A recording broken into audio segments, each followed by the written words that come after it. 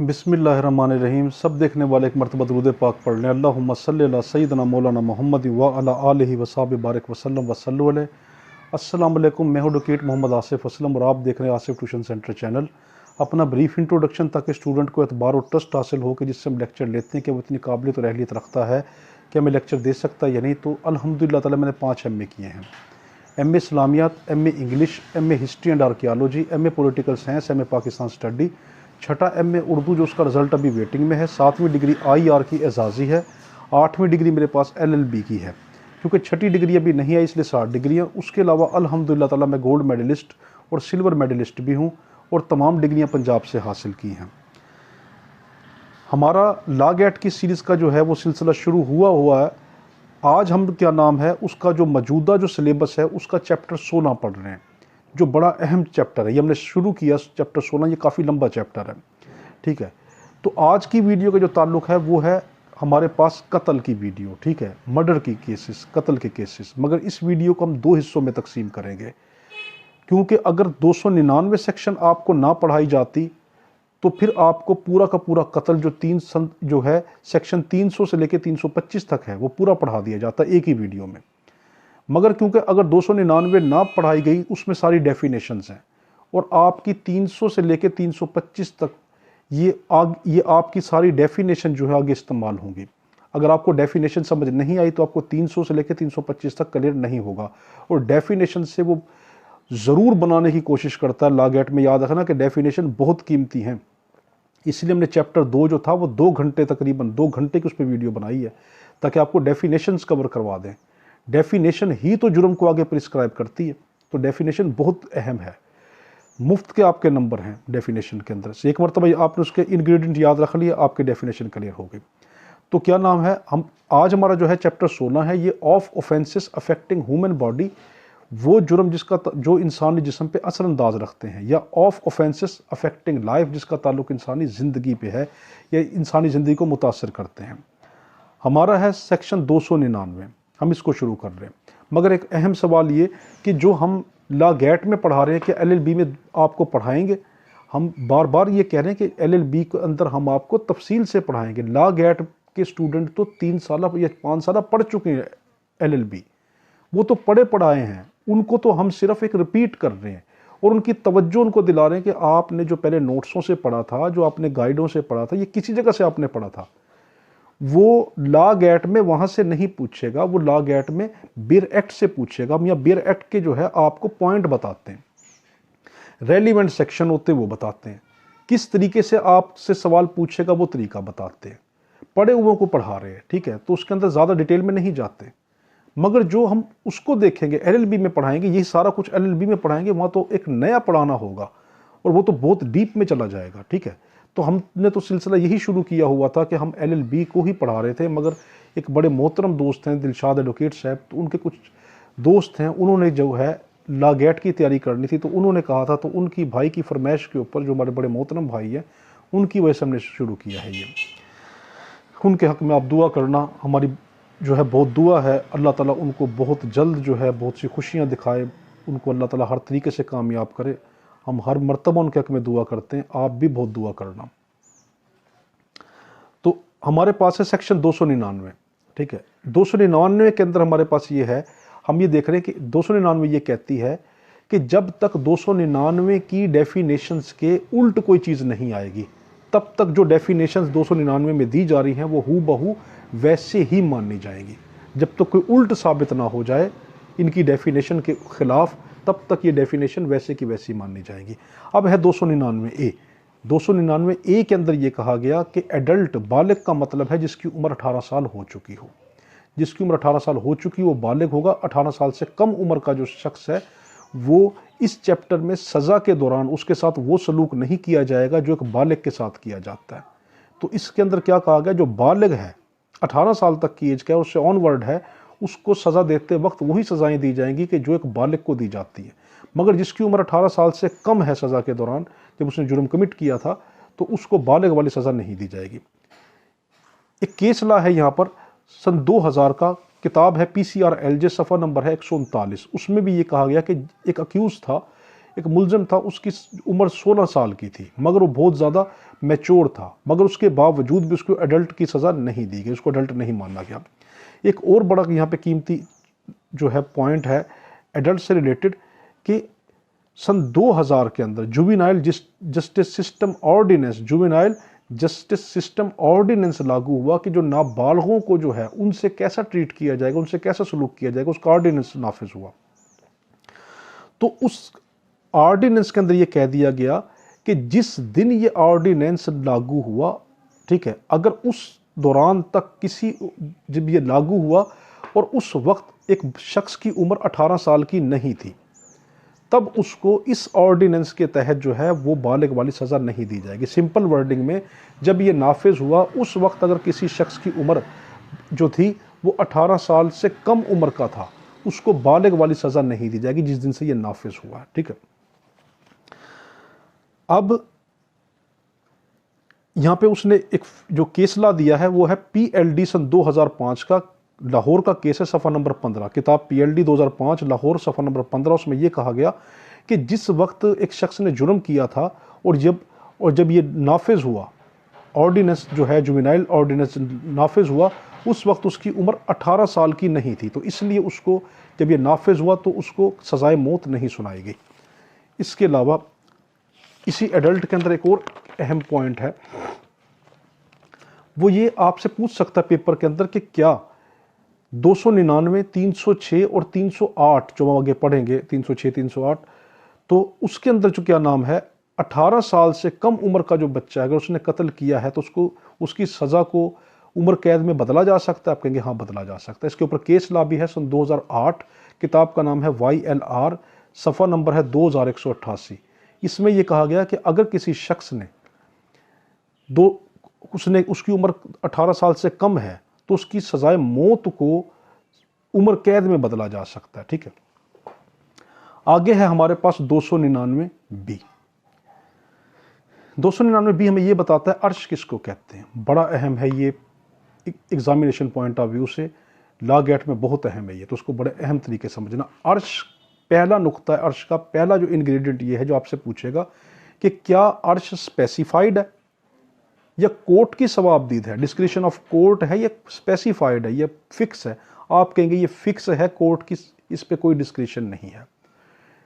दूसरा आपसे पूछेगा कि क्या ये कत्ल में दी जाती है, आप कहेंगे नहीं, ये सिर्फ हर्ट में दी जाती है, चोटों में दी जाती है। फिर क्या अगर इसको किसी ने अदा नहीं किया तो उसको हम क्या करेंगे, तो आप ये सवाल पूछेगा, आप कहेंगे उसको सिंपल इम्प्रिजनमेंट के तहत, सिंपल इम्प्रिजनमेंट जो है यानी सादा कैद के तहत उसको बंद कर देंगे। फिर आपसे इसमें यह पूछ लेगा कि अगर उसको हमने सिंपल इम्प्रिजनमेंट के तहत, उसको सादा सज़ा के तहत अगर हमने उसको बंद किया है तो क्या उसको बेल पे छोड़ा जा सकता है। आप कहेंगे हाँ, जितनी अर्श उसने भरनी थी, जमा करानी थी, उसने अगर वो जमा नहीं कराई, वो कैद में है, तो हम उतनी अमाउंट की, इक्विवेलेंट उस अमाउंट की हम जो है सिक्योरिटी अदालत में जमा कराकर हम उसको बेल पे लेके आ सकते हैं। फिर आपसे पूछ सकता है इसी के अंदर कि अगर वो शख्स मर जाता है और उसने अर्श जमा नहीं कराई तो अब अर्श कहाँ से ली जाएगी, तो आप कहेंगे अब अर्श उसकी जायदाद से वसूल की जाएगी।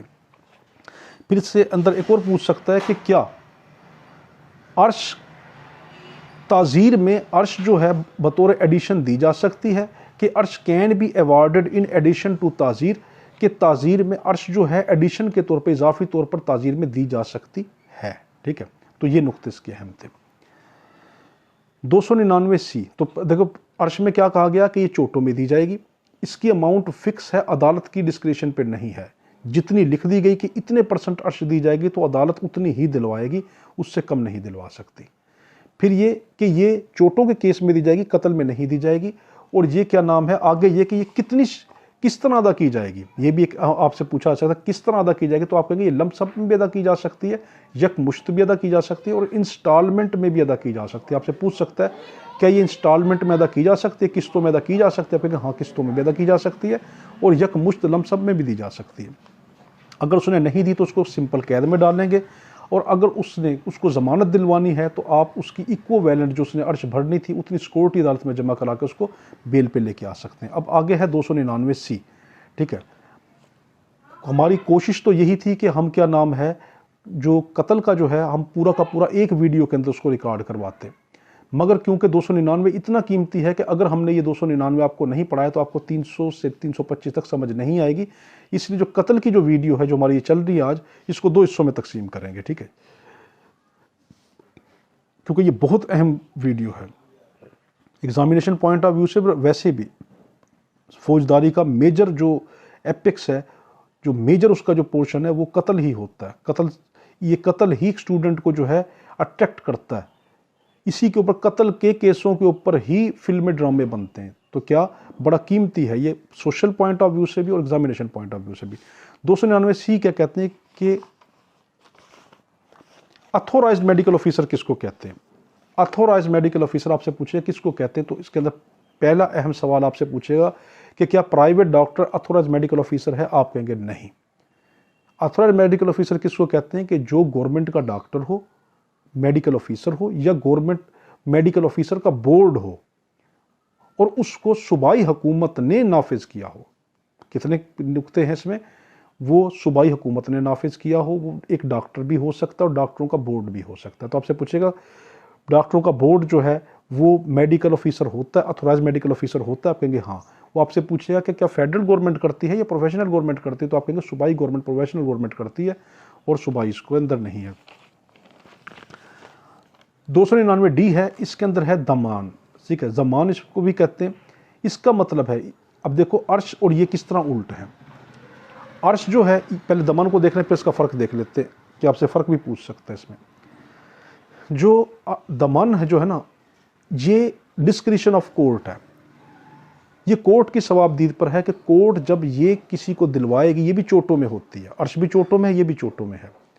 तो जब ये किसी को दिलवाएगी दमन, तो अर्श ये अदालत की सवाबदीद पर छोड़ दिया गया कि वो ये देखेगी कि जिसको चोट आई है उसको कितना नुकसान हुआ, उसके जिस्म के कौन सा हिस्सा डिफेक्ट हुआ, उस पर कितना इलाज व मुआवजा हुआ, उस इलाज मुआवजे पे कितना ख़र्च आया, जिस दौरान वो इलाज चल रहा था क्या वो बेड रेस्ट पे था और उसकी ज़िंदगी का कितना नुकसान हुआ। ये सब लवाजमात देखे जाएंगे। प्लस ये भी देखा जाएगा कि जिसने ये अदा करना है, जो मुजरिम है, उसके माली हालात क्या है, वो कितने पे कर सकता है। तो वो सब देखकर अदालत की डिस्क्रिशन पे छोड़ दिया कि फिर वो उसको दिलवाएगी, ठीक है। अब इसके अहम सवाल कौन से पूछ सकते कि क्या ये कोर्ट ने फिक्स किया होता है। आप कहेंगे ये डिटर्मिनेशन ऑफ कोर्ट नहीं है, बल्कि ये क्या नाम है, ये फिक्स्ड बाय कोर्ट नहीं है, ये कानून ने, ये लॉ ने फिक्स इसको नहीं किया, बल्कि ये डिटर्मिनेशन बाय कोर्ट है।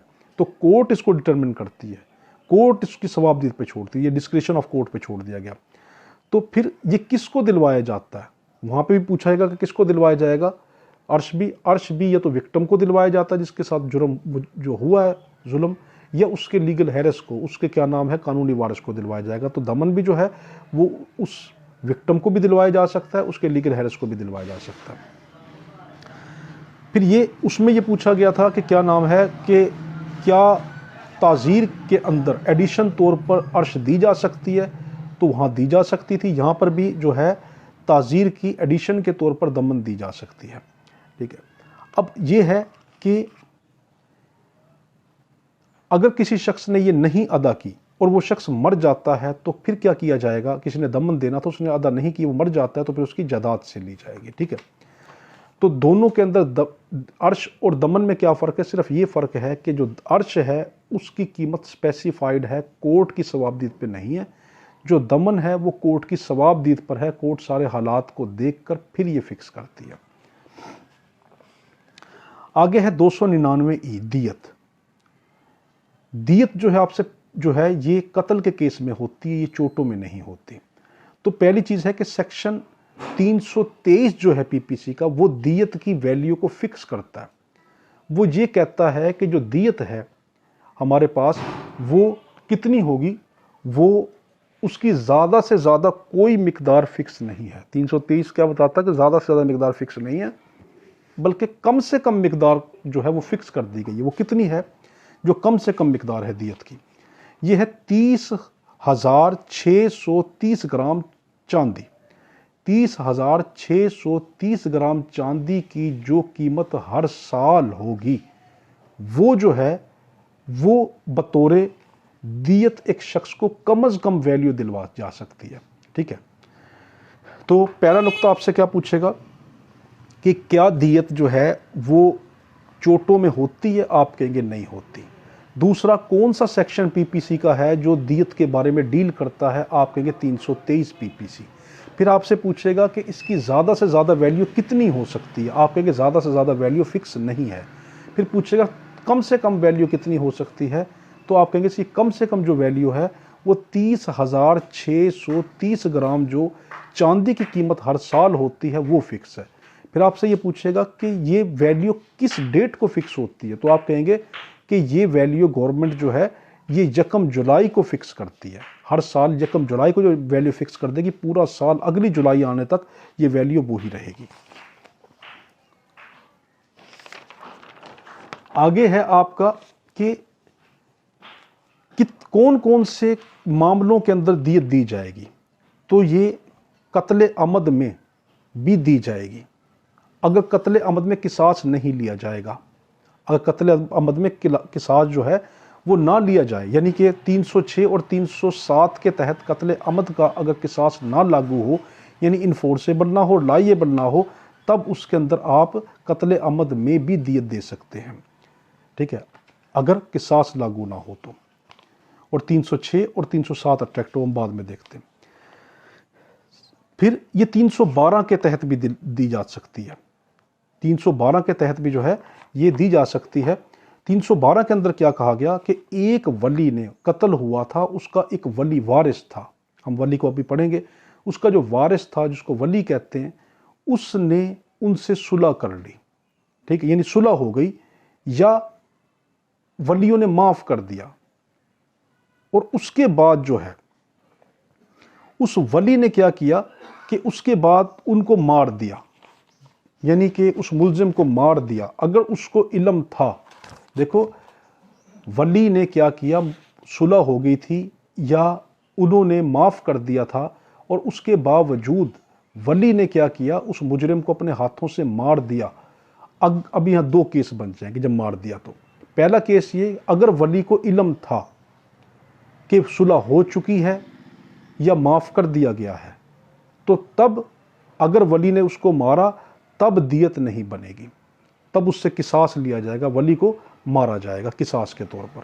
हाँ, अगर उसको इल्म नहीं था कि इसकी सुलह हो चुकी है या माफ़ी दी जा चुकी है, तब उसने मारा, तब उसको दियत लगेगी। उसके बाद है हमारे पास 315 में भी दियत होती है। देखो पहले हमने क्या देखा, कत्ले अमद में 306 और 307 के तहत अगर किसास नहीं लागू होता तो फिर हम दियत दे सकते हैं कत्ले अमद में, 312 में दे सकते हैं, 315 में कत्ले शब अमद में भी हम दे सकते हैं। हम अभी देखते हैं कत्ले शब अमद किसको कहते हैं। 318 कत्ले ख़ता में भी दे सकते हैं, 321 कत्ले बेसबब में भी दे सकते हैं। ठीक है, अब आपसे यहाँ पूछ सकता है कि जो दियत होगी ये किस तरह तकसीम होगी। ठीक है, दियत जो है ये वुर्सा में शरीयत के तहत तकसीम होगी, शरीयत के मुताबिक तकसीम होती है। आगे है 299 ई। हमने भी देखा था 299 ई क्या देखा था, हमने दियत देखा था। अब इसके अंदर एक और डाल दी 299 ई, बड़ा अहम है ये। फसाद फिलर्स किसको कहेंगे? फसाद फिलर्स उसको कहेंगे कि एक शख्स ने इस मैनर के तहत जुर्म किया कि उसने खौफनाकी पैदा कर दी, माशरे में सनसनीखेज़ी पैदा कर दी, माशरे के अंदर जो है बड़ा खौफ व हिरास पैदा कर दिया, तो उसको हम कहते हैं फसाद फिल अर्ज़। ठीक है, मगर इसके अलावा भी फसाद फिल अर्ज़ के अंदर कुछ और नुक्ते भी शामिल हैं, कुछ और चीज़ें भी शामिल हैं। वो क्या हैं? वो ये हैं कि पहला कि इन फसाद फिल अर्ज़ include the past conduct of the offender. आपसे पूछ सकता है कि क्या past conduct of the offender फसाद फिल अर्ज़ में देखा जाएगा? आप कहेंगे हाँ, कि उसका माजी का क्या किरदार रहा है। दूसरा, और weather he has any previous conviction, ये भी देखा जाएगा। आपसे पूछ सकता है क्या देखा जाएगा कि उसने कभी पिछले सज़ा उसको कभी हुई थी? आप कहेंगे हाँ, ये भी देखा जाएगा। फिर इसमें ये भी देखा जाएगा आर दी ब्रूटल और shocking manner to commit offence. फसाद फिल अर्ज़ के अंदर ये चीज़ होता है कि उसने किस खौफनाक तरीके से और किस अंदाज के अंदर जुर्म किया है। ठीक है, फिर विच आउटरेजेस टू पब्लिक कॉन्शियस, जिसने अवाम के ज़मीर पर जुल्म कर दिया हो। ठीक है, if the offender is considered the, ये भी देखा जाएगा कि क्या वो माशरे के लिए ख़तरा है या नहीं है। फिर if the offender is committed in the if the offender committed the crime in the name or in the pretext of honor, he is also liable to fasad fil अर्ज। अगर उसने गैरत के नाम पे कत्ल किया हो या गैरत के नाम का बहाना लेके कत्ल किया हो तो फसाद फिल अर्ज। अब देखो दोबारा देखो, ये बड़ा अहम है। फसाद फिल अर्ज जो है, किसी शख्स ने इतने भयानक तरीके से किसी को ऐसा जुर्म किया जिससे माशरे में सनसनीखेज़ी फैला दी हो, तो वो उसको फसाद फिल अर्ज कहेंगे। मगर फसाद फिल अर्ज में ये सारे के सारे पॉइंट शामिल हैं। पहला, उसका माजी का किरदार शामिल है, उसको कोई सज़ा हुई थी पहले, वो भी शामिल है, उसने किस खौफनाक अंदाज में किस तरीके से किया, ये भी शामिल है। फिर ये भी शामिल है कि अवाम के ऊपर उसका क्या खौफनाक असर पड़ा, वो भी शामिल है। फिर ये भी शामिल है कि क्या वो माशरे के लिए ख़तरा साबित हो सकता है। आपसे पूछेगा कि क्या माशरे के लिए एक शख्स ख़तरा साबित हो सकता है, उसने जुर्म बड़े ख़तरनाक तरीके से किया था, आप कहेंगे वो भी शामिल है, ख़तरा भी शामिल है कि वो माशरे के लिए ख़तरा हो सकता है। और सबसे अहम इसमें यह है कि जो गैरत के नाम पे कत्ल करे या गैरत के नाम का बहाना लेके कत्ल करे, दोनों, गैरत के नाम पे कत्ल करे या गैरत का बहाना कत्ल करे, in the name of honour और in the pretext of honour. Name of honour गैरत के नाम पे, और प्रिटेक्स्ट ऑफ ऑनर का मतलब है गैरत के नाम का बहाना लेके वो कत्ल करे, तो उसमें शामिल है। 299 एफ है गवर्नमेंट किसको कहेंगे, बड़ा अहम है ये, ठीक है। 299 एफ के तहत गवर्नमेंट पीपीसी के अंदर जो है वो प्रोफेशनल गवर्नमेंट को कहा गया, सूबाई गवर्नमेंट को कहा गया, फेडरल गवर्नमेंट को नहीं कहा गया। तो 299 एफ के तहत गवर्नमेंट का मतलब है सूबाई गवर्नमेंट। 299 जी इकरा ताम, ठीक है, किसको कहेंगे। इकरा का लफ्ज़ जो है वो मोहब्बत का उल्ट है, यानी फुका कहते हैं कि इकरा का मतलब है मोहब्बत का उल्ट, यानी कराहत, नफरत, ठीक है, उसको कहते हैं इकरा ताम।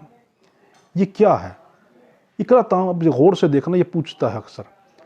पुटिंग एनी पर्सन और हिज स्पोस, किसी शख्स को इस खतरे में डाल देना या उसके जोड़े को, यानी मियाँ बीवी को, और any of his blood relation. देखो ये सारी कीमती हैं इसके अंदर, या तो खुद शख्स को, आपसे पूछेगा सिर्फ किस किस को खतरे में डाल लेगा तो इकरा ताम लागू होगा, या तो उस शख्स को खुद खतरे में डाले या उसके जोड़े को खतरे में डाले, या तीसरा यह है कि उसके उन रिश्तों को खतरे में डाले जो मुहर्रमात में आते हैं, ठीक है, जिससे उसका निकाह नहीं हो सकता, माँ बहन बेटी ये वाले, उनको खतरे में डाले, ठीक है। वो खतरे कौन से होंगे। पहला खतरा है कि फौरी जो है इंस्टेंट डेथ, इतना खतरा कि मौत सर के ऊपर खड़ी हुई पड़ी है, ये नहीं कि मौत की सिर्फ धमकी दी है, नहीं, सर पे खड़ी, उसको पता कि मैंने ये नहीं किया तो मुझे या मेरी बीवी या शोहर को या मेरे मुहर्रमात के जो रिश्ते जिनसे मेरा निकाह नहीं हो सकता उनको ये मार देगा, यानी इतना खतरा जो इंस्टेंट डेथ अभी मारेगा। या instant permanent impairing of any organ of the body, या ये खतरा हो कि उसके जिस्म के किसी हिस्से को हमेशा के लिए, किसी अज़ु को, जिस्म के किसी अज़ु को हमेशा के लिए है वो अलग कर देगा, काट के फेंक देगा। या ये हो कि वो सोडोमी करेगा, गैर फितरी काम करेगा, यानी वो वाला सेक्स नहीं करेगा कि जो फितरत ने बताया हुआ है, बल्कि उसके उल्ट कोई गैर फितरी अमल उसके साथ करेगा, सोडोमी करेगा तब, या फिर जिना बिल जबर करेगा, तब जाकर उसको हम कहेंगे इकरा ताम। अगर इकरा ताम के अंदर आके कोई शख्स किसको कत्ल करता है, ठीक है, तो कत्ल करने वाला जो शख्स होगा उसको सज़ा कम दी जाएगी, वो 10 साल से 25 साल तक होगी, और जिसने इसको इस खतरे में डलवाया है उसको सज़ा पूरी कत्ल की दी जाएगी, ठीक है, ठीक है। तो अब देखो इकरा ताम क्या है, 299 जी, उसके तहत क्या है, ये शर्त होंगी तो इकरा ताम है। पहला, उस शख्स को खुद खतरे में डाले या उसके जोड़े को, उसके मियाँ बीवी को खतरे में डाले, या उन मुहर्रमात को जिनसे उसका निकाह नहीं हो सकता खतरे में डाले। मगर खतरे कौन से होंगे, ये 3 खतरे होंगे तो वो करेगा। पहला कि उसको क्या नाम है, फौरी मौत के, धमकी नहीं, मौत सर पे खड़ी है, ठीक है। फिर दूसरा कि जिस्म के किसी अज़ा को हमेशा के लिए अलग कर देगा, और तीसरा जो है कि उसके साथ सोडोमी करेगा, गैर फितरी जो है वो अमल करेगा, और आगे है कि जिना बिल जबर करेगा। अगर ये है और फिर वो शख्स जाकर कोई जुर्म करता है, कत्ल कमिट करता है, तो फिर इकरा ताम में आके करता है, तो जिसने मजबूर होकर कत्ल किया उसको 10 साल से 25 साल तक की सज़ा होगी, और जिसने ये करवाया था उसको पूरे कत्ल की सज़ा मिलेगी। अब है 299H इकरा नाकिस।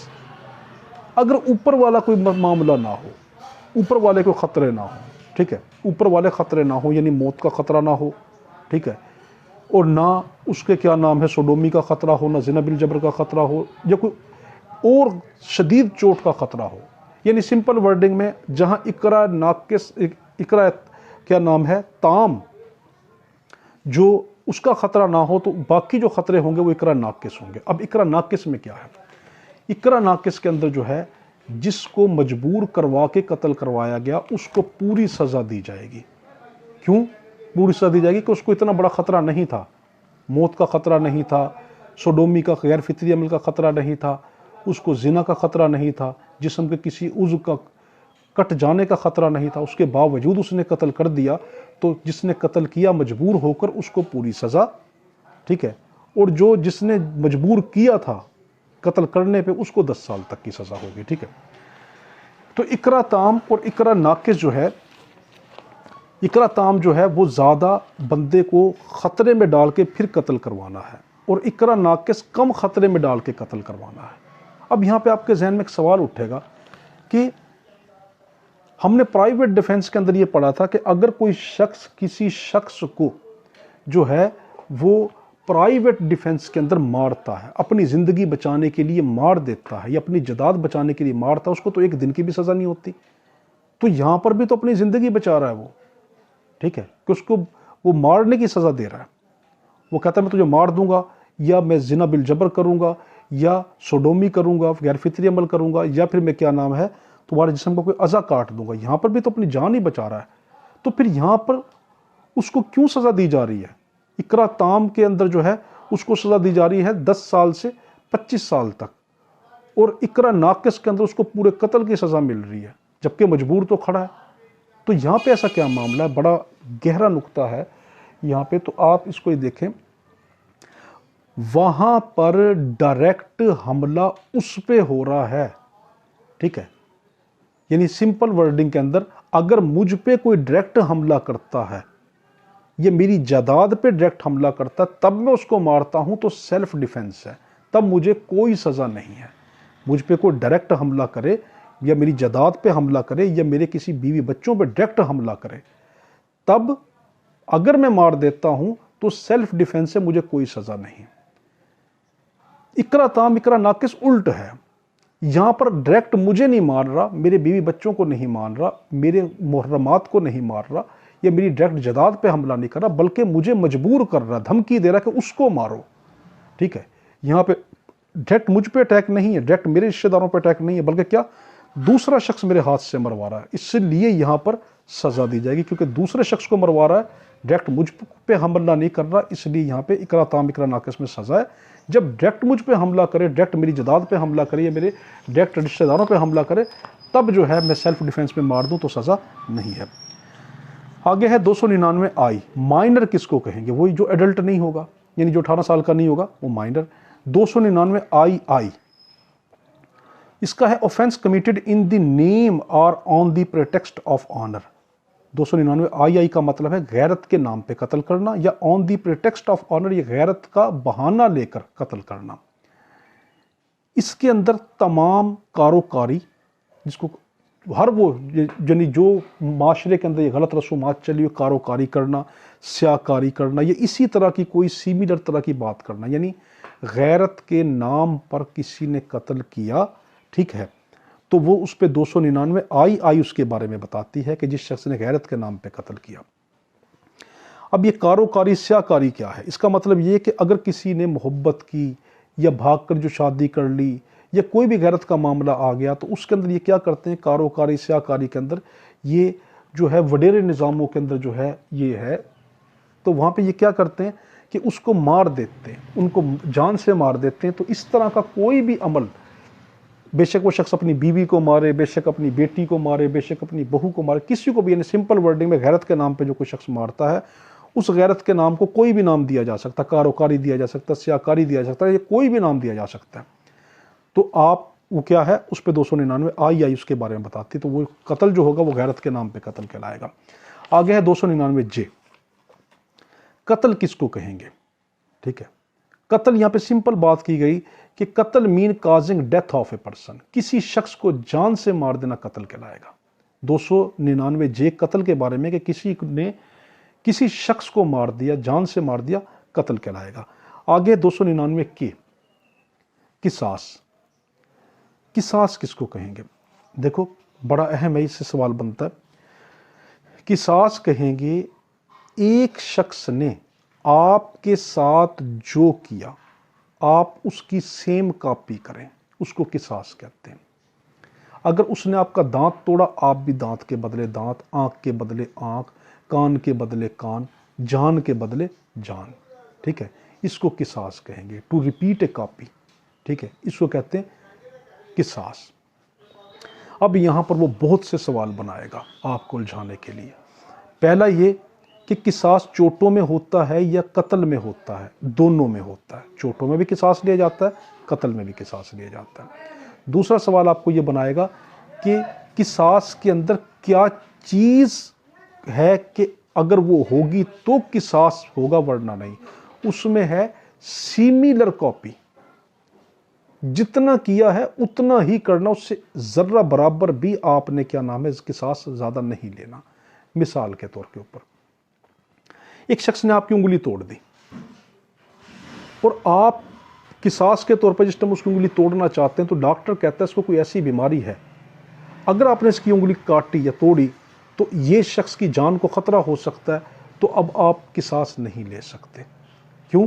सिमिलर कॉपी नहीं कर रहे ना यहां पर। या एक शख्स ने आपकी उंगली काटी, ठीक है, पूरी उंगली काट दी, ये वाली उंगली काटी पूरी की पूरी, और जब आप उसकी यही वाली इसी हाथ की उंगली, देखो ये नहीं कि इस हाथ की काटी तो आप इस हाथ की काट देंगे, नहीं, सेम वही ऑर्गन काटना पड़ेगा, सेम वही अज़ा काटना पड़ेगा, सेम उस तरीके से हमने सज़ा उसको देनी है जिस तरीके से उसने हमें की है। उसने बाएं हाथ की आपकी जो क्या नाम है उंगली काटी, और आपने क्या किया कि जब उसकी उंगली काटने की बारी आई तो आपने देखा उसकी आधी उंगली पहले ही कटी हुई थी, पहले ही कटी हुई थी। अब आप किसास नहीं ले सकते। क्यों? कि किसास का मतलब टू कॉपी, बिल्कुल वैसा करना, तो यहां बिल्कुल वैसा तो नहीं हो रहा, आप पूरी उंगली तो नहीं काट रहे, आधी तो ऑलरेडी पहले कटी हुई है, तो किसास नहीं होगा। तो किसास में पहला नुक्ता क्या है, ये चोटों और कत्ल दोनों में लिया जाता है, ये सिमिलर कॉपी सिमिलर एक्ट के तहत किया जाता है। नंबर 2, अगर मेडिकल अथोराइज ऑफिसर ये कह दे और ये साबित हो जाए कि अगर हमने किसास इससे लिया इसकी जान को खतरा हो जाएगा, तो हम किसास नहीं लेंगे। फिर यहां पर है कि अगर किसी ने किसी शख्स को कत्ले अमद के जरिए मारा, कत्ले अमद के जरिए मारा, तो हम उसका किसास लेते हैं। ठीक है, मगर किसास कत्ले अमद के अंदर जो है वो हम उसको 306 और 307 के तहत जो है वो अगर इन्फोर्सेबल ना हो, लाइएबल ना हो, तब हम किसास नहीं ले सकते। ठीक है, या अगर राजीनामा हो जाता है, ठीक है, या वो अपना हक से दस्तबरदार हो जाता है, तब भी हम नहीं लेंगे। ठीक है, अब आपसे ये पूछेगा, अब हाँ एक और सवाल आपसे ये उलझाकर पूछ सकता है किसास के अंदर कि एक शख्स ने किसी शख्स को मारा, उसकी पहले आंखें निकाल ली, उसके जिस्म के टुकड़े टुकड़े किए और फिर उसको तकलीफ दे दे के मारा, तो अब आप क्या इसी तरीके से रिपीट कॉपी करेंगे कत्ल करते वक्त? नहीं, हम उसका किसास लेते वक्त सिर्फ उसकी जान लेंगे, उसको इस तरीके से नहीं तड़पाएंगे जिस तरह उसने तड़पाया था। अब एक और अहम नुक्ता जो सिर्फ आपको प्रैक्टिकल पॉइंट ऑफ व्यू से बता रहा हूं, किसास प्रैक्टिस के अंदर आप नहीं देखते, अदालतों में किसास की सज़ा नहीं होती। क्यों सज़ा नहीं होती? क्योंकि किसास के लिए बड़े अहम जो है वो क्राइटेरिया है, किसास के लिए जो है बहुत कड़ी शराइत हैं। वो कड़ी शराइत क्या है कि आर्टिकल 17 QSO का जो है कानून शहादत जो है ऑर्डर का जो आर्टिकल जो 17 है, उसके तहत जब तक हम नहीं करेंगे, शर्तें पूरी नहीं होगी, तो किसास लागू नहीं होगा। वो शर्तें क्या हैं वो मैं आगे भी बता दूंगा, यहाँ पे थोड़ा सा वैसे ही बताता हूँ कि वो शर्त ये है कि या तो वो शख्स खुद अदालत के सामने, मुजरिम खुद बयान कर दे कि हाँ कबूल कर ले कि मैंने कत्ल किया था, और अदालत इस चीज़ को परख ले, जज कर ले कि ये बिल्कुल ठीक कह रहा है, तब उससे किसास लिया जाएगा। या जब किसास क्या होगा कि आदमी गवाह हों, वो बालिग हों जिन्होंने कत्ल करते देखा है, चश्मदीद गवाह हों, ठीक है, आदमी हों, बालिग हों, और वो तज़कियतुश शहूद हों, यानी उन्होंने कभी कोई जो गुनाह कबीरा ना किया हो, तज़कियतुश शहूद हो, तब जाके अगर वो गवाही देते हैं तब जाकर किसास लागू होगा। किसास कब लागू होता है? या तो बंदा खुद अदालत में मान ले कि मैंने कत्ल किया है और अदालत ये देख ले ये सच कह रहा है, किसी प्रेशर में आकर नहीं कह रहा, तब उसको किसास लिया जाएगा उससे कि उसने कत्ल आमद किया है। तो दूसरा ये कि उस शख्स ने क्या नाम है, या आर्टिकल 17 के तहत जो पूरा क्राइटेरिया दिया हुआ है कि चश्मदीद गवाहों ने देखा हो, वो मर्द हों, वो क्या नाम है बालिग हों, और वो सब के सब तज़कियतुश शहूद हों, फिर किसास लिया जाता है। अब आगे है हमारे पास 299L, ताज़ीर किसको कहते हैं? ताज़ीर का मतलब है मीन पुनिशमेंट अदर देन किसास, दियत, अर्श, दमन। ये 4 अगर नहीं है, इसके अलावा कुछ भी है तो ताज़ीर है। किसास, ताज़ीर, किसास, अर्श, किसास, दियत, अर्श और दमन, ठीक है। किसास, दियत, अर्श और दमन, अगर ये 4 नहीं है,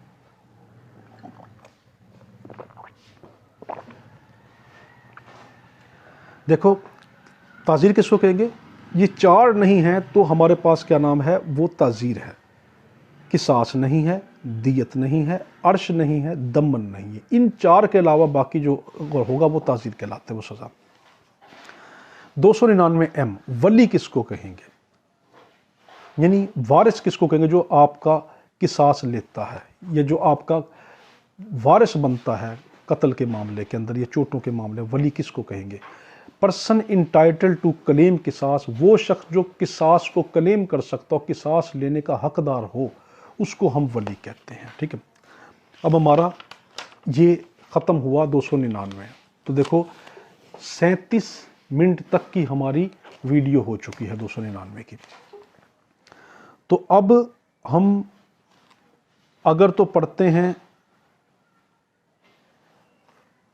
कत्ल को शुरू करते हैं, तो ये वीडियो फिर चली जाएगी। चलो अच्छा, हम देख रहे हैं सेक्शन 300, ठीक है। 300 जो सेक्शन है ये कत्ल अमद को डिफाइन करती है, ठीक है।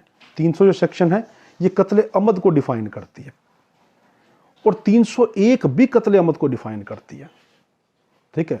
300 बहुत कीमती, अगर इसमें एक नुक्ता भी रह गया तब आप क्या नाम है, कत्ल अमद नहीं कहलाएगा। तो 300 और 301 कत्ल अमद को डिफाइन करते, 302 कत्ल अमद की पुनिशमेंट बताती है। तो कत्ल अमद की क्या, देखो एक एक लाइन अब देखनी है, एक एक लाइन देखनी है, फिर कत्ल अमद होगा। क्यों? यहाँ जान का मामला है, किसास का मामला है, ठीक है। एक एक नुक्ता आपसे यहाँ से लॉ गेट में पूछेगा 300 में से और 301 में से। पहला है इंटेंशनली काजिंग डेथ, कोई शख्स जानबूझकर किसी को मौत दे, या इंटेंशनली काजिंग बॉडीली इंजरी, या जानबूझकर किसी के जिस्म को चोट लगाए। वो चोट कौन सी हो? ऐसी चोट हो जो आम हालात के अंदर इस काबिल हो कि किसी शख्स की जान ले सकती हो, या वो नॉलेज रखता हो कि मेरी ये चोट इसकी जान ले सकती है, ठीक है। और अगर वो इस तरह का काम करता है, ऐसी चोट उसको पहुंचाता है, तब उसने कत्ल अमद किया। 300 क्या कहता है? अगर कोई शख्स जानबूझ के किसी को कत्ल कर दे, या वो शख्स क्या करे कि जानबूझ के किसी को जिस्म पे ऐसी चोट मारे, कत्ल कर दे या चोट मारे, मगर वो चोट के आगे करैक्टर हैं। पहला करैक्टर क्या? वो चोट ऐसी होनी चाहिए जिससे आम हालात के अंदर बंदे की जान चली जाती हो। जैसे सर के अंदर कोई खींच कर कोई पत्थर मारा, या सर के अंदर क्या नाम है कोई ईंट मारी तेज़ी से, तो ये आम हालात में इंसान की जान चली जाती है। कनपट्टी के ऊपर खींच के कोई ईंट मारी तो उससे जान जा सकती है, ठीक है। या उसको पता है मेरा ये अमल जो है ये इसकी जान ले लेगा, तो उसके ज़रिए उसने उसको ओवरडोज नशे का इतना दे दिया उसको, जो और दिया भी आईवी, आईएम नहीं दिया, इंटरमस्कुलर नहीं दिया, इंटरवेनस उसको कोई नशे का टीका ऐसा लगाता जा रहा है, वो ओवरडोज करा, उसको पता मेरा ये अमल जो है इसकी मौत का सबब बन जाएगा, तब वो क्या नाम उसने कत्ल अमद किया। मगर यहाँ पे अदालत देखेगी, क्या देखेगी कि हथियार देखा जाएगा। देखो ये अहम पॉइंट है, हथियार देखा जाएगा, कौन सा हथियार इस्तेमाल हुआ है। अगर उसने हथियार कुल्हाड़ी इस्तेमाल की और कुल्हाड़ी का धार वाला साइड उसने इस्तेमाल की, तो अदालत को पता चल गया ना इसका मारने का पक्का इरादा था, तो उसने ये बंदा इसके हाथों मरा है, इसने इंटेंशनली इसको जान से मारा है। या उसने पिस्टल इस्तेमाल की, गोली इस्तेमाल की, हाँ उसने फॉर एग्जाम्पल को डंडा इस्तेमाल किया, तो डंडे से आम हालात में बंदा नहीं मरता, ठीक है। अगर डंडे से मर जाता है तो उसने ऐसी जगह पे डंडा मारा जिस पार्ट पे लगने से बंदा आम हालात में नहीं मरता, तो अब ये कत्ले अमद नहीं है, कत्ले शब्बी अमद में चला जाएगा। वो हम शब्बी अमद में जाके पढ़ेंगे, अभी हम कत्ले अमद पढ़ रहे हैं, ठीक है। तो हथियार देखा जाएगा, हथियार कैसा था। अगर वो हथियार ऐसा था जिससे बंदा मरता हो तो उसने कत्ले अमद ही किया।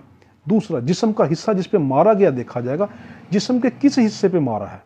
अगर तो उसने कमर में मारा है, टांग पे मारा है, बाजू पे मारा है, तो इन हिस्सों से कोई बंदा नहीं मरता, ठीक है। अगर उसने डायरेक्ट दिल के ऊपर मारा है, डायरेक्ट सर में मारा है, कनपट्टी पे मारा, गले के इस हिस्से पे मारा है, ठीक है, मेल के टेस्टिकल हिस्से पे मारा, उसके जंसी अज़ा पे मारा है, औरत के जंसी अज़ा पे मारा है, उसके सीने पे मारा है, तो इस तरीके से ये ऐसे आर्गन है जिससे मारने से बंदा फौरी मर जाता, तो जिस्म का हिस्सा भी देखा जाएगा। अदालत देखेगी कि कत्ले अमद हुआ, ये चीज़ें देखेगी तो कत्ले अमद को जो है लागू करेगी। अगर ये चीज़ों में कमी पाएगी तो फिर कत्ले अमद नहीं कहलाएगा, वो कत्ले शब्बी अमद बन जाएगा।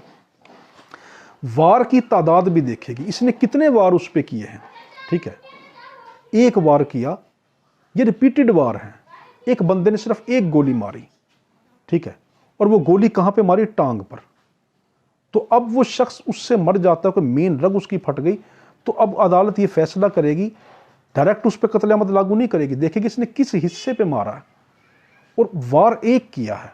अगर उसने टांगों पे ही 6 की 6 या 8 की 8 गोलियां उसने मार दी, तो बेशक हिस्सा ऐसा है जिस पे आम लगने से नहीं मरता, मगर इतनी मार दी कि उसका ब्लड तो उसने सारा ज़ाया कर दिया, तो ये कत्ले आमद ही बन गया, ठीक है। तो क्या देखा जाएगा कि जिस्म के किस हिस्से पे मारा, वार की तादाद देखी जाएगी। या दूसरा, एक आदमी ने एक ही वार मारा, ठीक है, वो कंधे पे आके लगा, मगर कंधे की मेन रग फट गई, वो मर गया, तो अदालत डायरेक्ट उसके ऊपर जो है कत्ले अमद नहीं लगाएगी, देखेगी एक ही वार था। हाँ, अगर रिपीटेड वार हैं तो वो ये कह दे जी मैं तो अपनी जान बचाने के लिए कर रहा था फला, नहीं, रिपीटेड वार हैं तुम्हारे, ठीक है। और आला भी क्या है, खतरनाक है। फिर किस शिद्दत से मारा गया ये भी देखा जाएगा, कितनी शिद्दत से मारा। एक बंदे ने जो है उसको कुल्हाड़ी उसके हाथ के अंदर है, और वो कुल्हाड़ी का धार वाला हिस्सा नहीं मारता, बल्कि पीछे वाला जो ब्लंट हिस्सा है, गैर धारी हिस्सा है, वो एक मारता है, ठीक है, और हल्का सा मारता है, ज़्यादा शिद्दत से नहीं मारता। तब वो शख्स अगर मर जाता है तो कत्ले अमद नहीं है। क्यों? वो कहेगा जज साहब अगर मैंने मारना होता तो मैं धारीदार हिस्सा क्यों ना मारता, मैंने मारा, एक ब्लो है उसको, उसकी तकदीर में लिखा था, वो मर गया, तो कत्ले शब्बी अमद होगा, कत्ले अमद नहीं। हाँ, अगर उसने मारा गैर धार ही हिस्सा, मगर शिद्दत से मारा, फुल ब्लो करके सर पे मारा, बेशक उसने धारी गैर धारी हिस्सा मारा है, मगर इतनी शिद्दत से मारा, शिद्दत भी देखी जाएगी, तो वो कत्ले अमद है। फिर हालात ये देखे जाएंगे, किन हालात में मारा है, क्या सेल्फ डिफेंस करते मारा है, किस तरह मारा है, वो हालात भी अदालत देखती, फिर कत्ले अमद को जाके वो लागू करती। अब यहाँ पे एक सवाल उठता है, अगर घर के अंदर धमाका खेज मवाद रखे हैं, जैसे पटाखे वगैरह, कोई इस तरह का कोई केमिकल रखा है, और उसके ज़रिए से वो फटते हैं और उसमें काफ़ी सारे बंदे मर जाते हैं, तो क्या कत्ले अमद उसने किया? नहीं। क्यों? कत्ले अमद में मेन जो पॉइंट यह है कि उसकी इंटेंशन हो मारने की, उसने वहाँ पे मारा ही किसी को नहीं, या इंटेंशन हो ऐसी चोट पहुँचाने की जिससे इंसान आम हालात में मर जाता हो, या इंटेंशन हो, उसको नॉलेज हो, और उस नॉलेज के बावजूद कि मेरा ये अमल उसको मार देगा, फिर वो अगर करता है उस इंटेंशन के तहत करता तब मरता है। यहाँ पे इंटेंशन नहीं, तो यहाँ पे 321 लागू होगी, यहाँ पे 302 की सज़ा नहीं दी जाएगी, यानी कत्ले अमद नहीं होगा। अब है 301, हमने क्या देखा ऊपर वाले में 300 के अंदर कि जानबूझ के कत्ल करना या जानबूझ के ऐसी चोट लगाना कि जिसके लगा देने से इंसान आम हालात में मर जाता हो, या कोई जानबूझ के ऐसा कोई चोट उसको देना कि उसको पता है, उसको नॉलेज है कि मेरी ये वाला अमल उसको मार देगा, तब वो क्या नाम है, कत्ल अमल। मसलन एक इंसान जो है एक मंजिल इमारत पे खड़ा है और वहाँ से उसने उसको धक्का दिया, तो एक मंजिल इमारत से को नीचे गिरने से कोई शख्स नहीं मरता। अगर मीनार पाकिस्तान पे बंदा खड़ा है और वहाँ पे जाकर उसको धक्का देता तो उसने तो मरना ही मरना है, ठीक है। तो ये भी देखा जाएगा कि हाँ उसको नॉलेज था कि मैं इस जगह से जो मार रहा हूँ तो क्या होगा। आगे 301 के अंदर क्या है, ये बड़ा अहम है, ये आपको इसमें उलझाता है।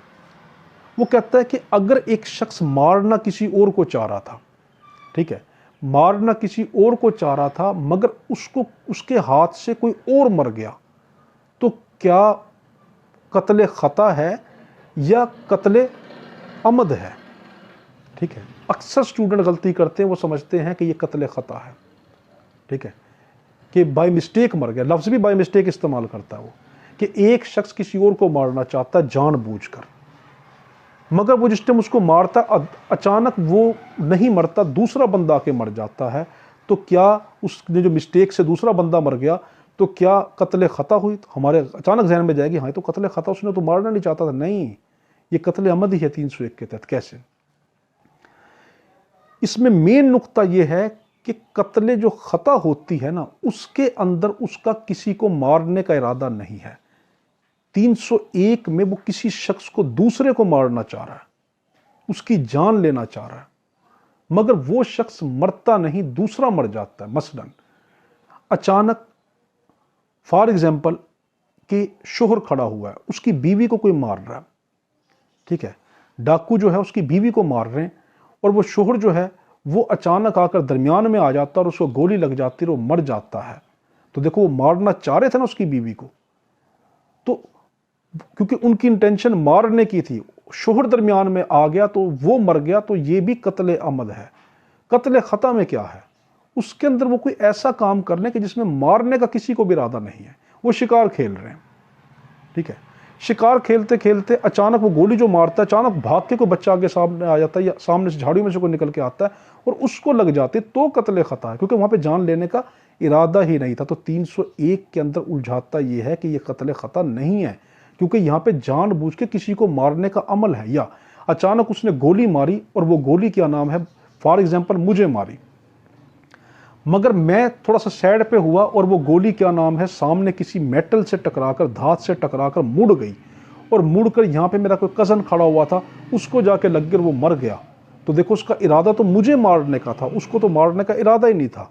तो बेशक उसको मारने का इरादा नहीं था, मगर वो एक इंसानी जान ले रहा था, मेरी तो जान ले रहा था ना, इंसानी जान ले रहा था, तब उसने दूसरा इंसान मार दिया, तब भी कत्ले अमद होगा।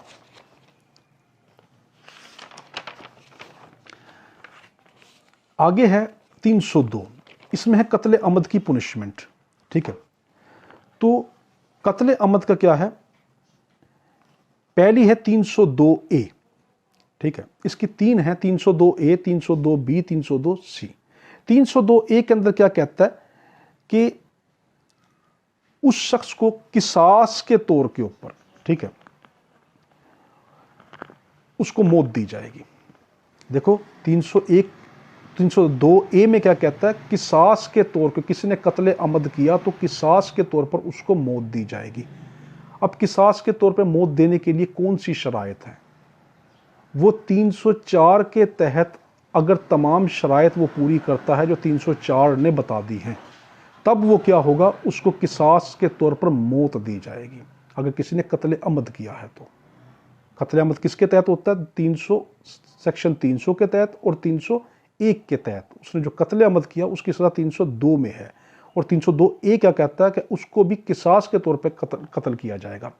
अब यहाँ पे ये है कि किस तरीके से किया जाएगा, 304 सेक्शन को देखा जाएगा, अगर उसके तमाम लवाजमात पूरे होते हैं तब जाकर उस पर किसास लागू किया जाएगा, वरना नहीं। वो मैं थोड़ी देर पहले आपको बता चुका कि पहला लवाजमात यह है कि वो शख्स खुद अदालत के सामने जाके बयान कर ले 304 के तहत कि मैंने क्या नाम है, मैंने ये जुर्म किया है, और अदालत को पक्का यकीन हो जाए कि इसने जो है खुद आज़ाद मर्जी से अपना जो है जुर्म कबूल किया है, तब किसास लिया जाएगा, किसास के तौर पर मारा जाएगा। या 304 में ये कहा गया कि आर्टिकल जो 17 है कानून शहादत का, उसके तहत उसको कत्ल करते वक्त दो चश्मदीद गवाहों ने देखा हो, कत्ल करते वक्त उसको चश्मदीद गवाहों ने देखा हो और वो मर्द हों, बालिग हों, चश्मदीद गवाह हों और वो तज़कियतुश शहूद पे पूरा उतरें, यानी उन्होंने कभी गुनाह कबीरा ना किया हो।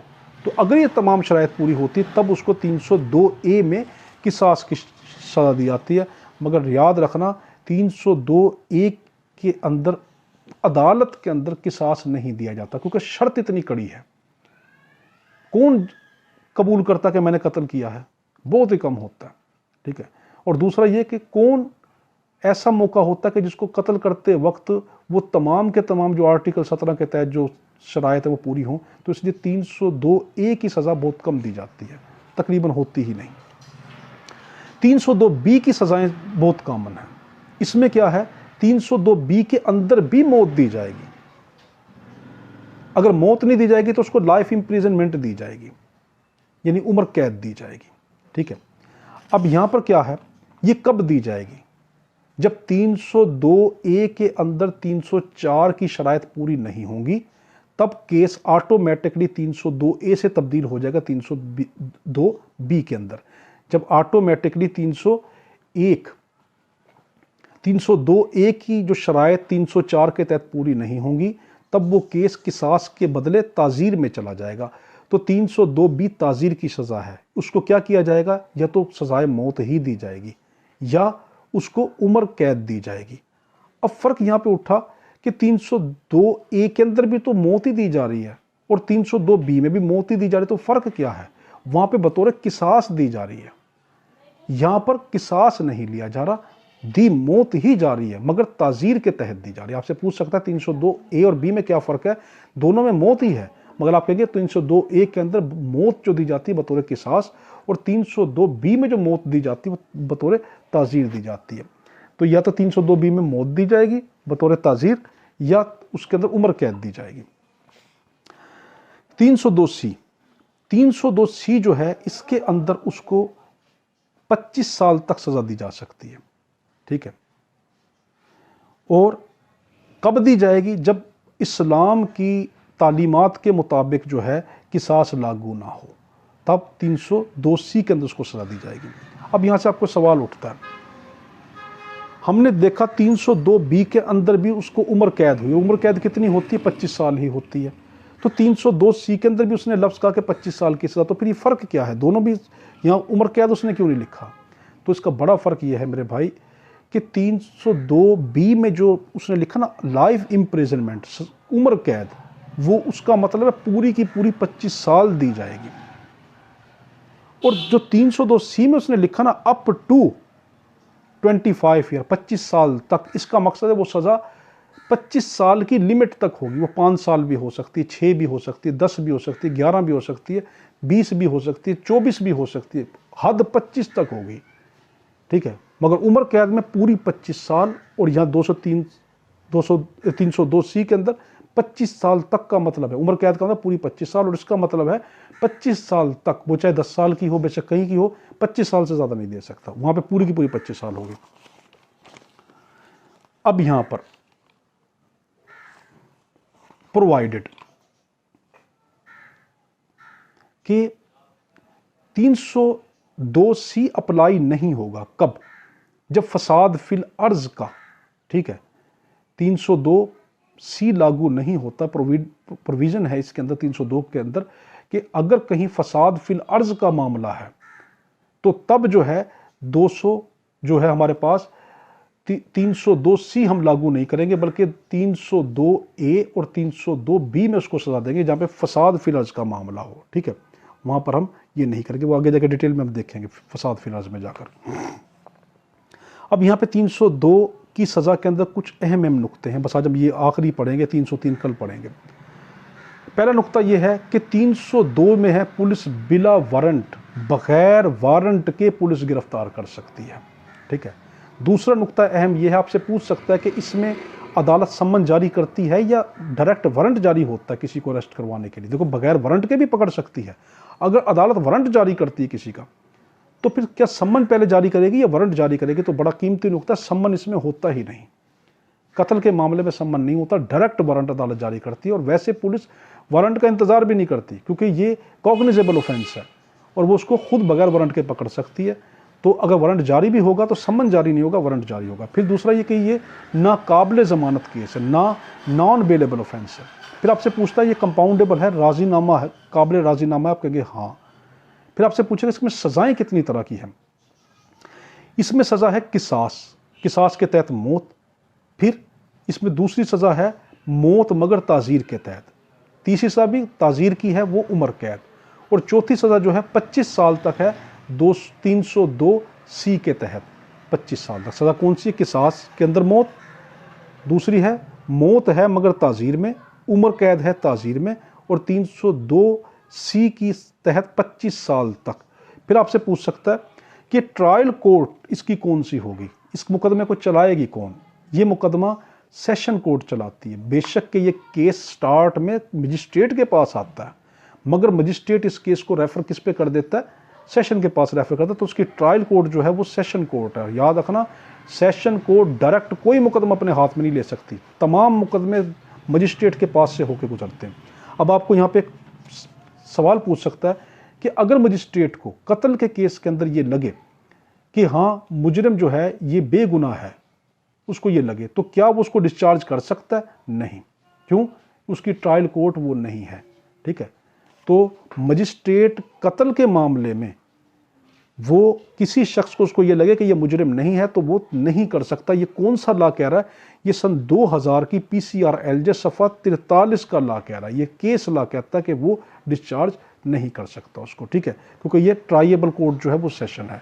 तो आज हमने यहाँ तक देखा मेरे भाई, हमारा काम ये है कि हम आपको ज़्यादा से ज़्यादा डिटेल प्रोवाइड करें ताकि आपको कोई नुक्ता रह ना जाए, कोई कमी ना रह जाए। हम वो नुक्ता छोड़ दें और वो कमी आपकी रह गई और उसने उसी वो कमी वाला सवाल अगर पूछ लिया तो आपने मेहनत भी की, टाइम भी ज़ाया किया, वीडियो सुनने के लिए जहमत भी आपने वो उठाई और फिर भी आप अल्लाह ना करे नाकाम हो गए। तो फिर इसलिए बेहतर ये है कि जो आपको जितना दिया जा रहा है ना, हमारी कोशिश फुल ये है कि आपके लॉ गेट के तहत जो अब आने वाला लॉ गेट है उस तक आपकी तमाम वीडियो क्लियर हो जाएं। बाकी अल्लाह ताला को पता है, इंसान तो कोशिश कर सकता है, तदबीर कर सकता है, तकदीर अल्लाह के हाथ में। बारक में दुआ करना, अल्लाहुम्मा सल्ली अला सय्यिदिना मौलाना मुहम्मद व अला आलिहि व सल्लम व सल्लु अलैहि। अल्लाह हाफ़िज़।